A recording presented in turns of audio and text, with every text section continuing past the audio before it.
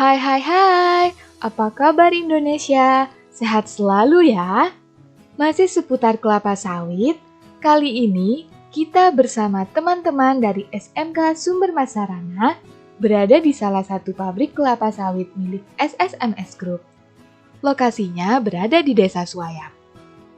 Banyak orang masih beranggapan bahwa limbah kelapa sawit berbahaya bagi lingkungan. Padahal, kelapa sawit merupakan tanaman yang sangat produktif loh. Setiap bagiannya dapat dimanfaatkan, sehingga tidak ada limbah yang terbuang. Sebelum membahas proses pengolahan limbahnya, yuk kita lihat dulu manfaat bagian-bagian kelapa sawit. Daging buah kelapa sawit diekstrak menjadi minyak sawit, sedangkan bijinya akan diolah menjadi minyak inti sawit.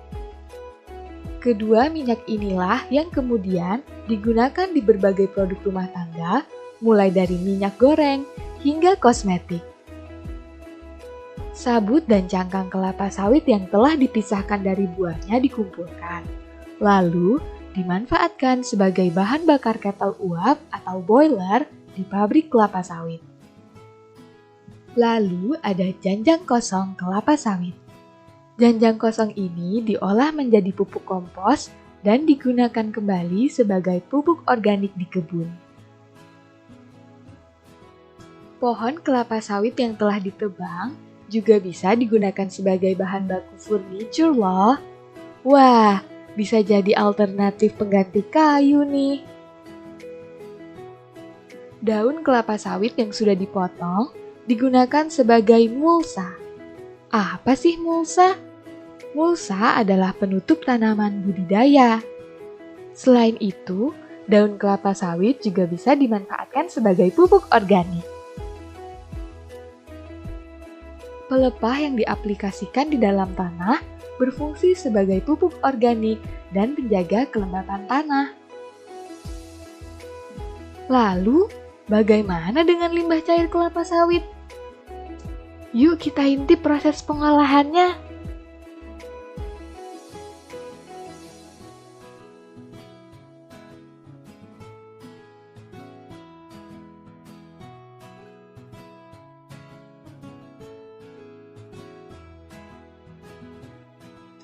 Biogas Power Plant di Desa Suayap ini sudah beroperasi sejak tahun 2019.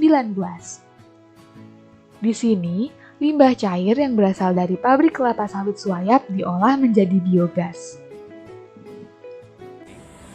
Kita di biogas ini mengolah limbah PKS Suayap khususnya, diolah di biogas untuk kemudian kita masukkan ke reaktor, dilakukan pemisahan. Untuk limbah cair yang sudah diolah kita gunakan untuk lain aplikasi di perkebunan. Sementara gas yang kita produksi kita gunakan untuk menghasilkan listrik melalui gas engine. Kandungan limbah cair ini menghasilkan biogas melalui proses perombakan senyawa organik. Nah, biogas inilah yang digunakan sebagai bahan bakar generator yang kemudian menghasilkan listrik. Kita punya dua unit mesin, satu berkapasitas 1500 kW, satu berkapasitas 900 kW. Biogas Suayap ini saat ini performanya untuk 1 meter kubik limbah cair kita dapat menghasilkan 48 meter kubik biogas. Dan untuk 1 meter kubik biogas kita dapat menghasilkan listrik 2 kW listrik. 1 kW listrik dapat menyalakan satu lampu LED 10 watt selama 8 hari. Jadi, 1 meter kubik limbah cair mampu menyalakan lampu 10 watt selama 400 hari. Jika estimasi limbah cair pabrik kelapa sawit per hari adalah 120 meter kubik, coba deh hitung, bisa nyalain berapa ratus lampu dalam setahun. Listrik yang kita hasilkan di biogas Suayap kita gunakan untuk operasional di KCP, yaitu kita punya di sini namanya kernel crushing plant untuk produksi minyak kernel. Selain itu kita gunakan untuk pembangkit listrik di perumahan PKS, serta kita gunakan juga untuk CSR sumbangan listrik kita ke kampung Suayap.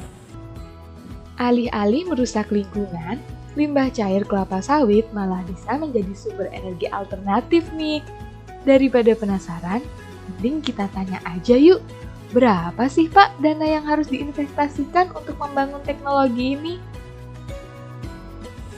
Total biaya investasi kita untuk pembangkit listrik ini hingga jadi diestimasikan sekitar 25 sampai 30 miliar rupiah.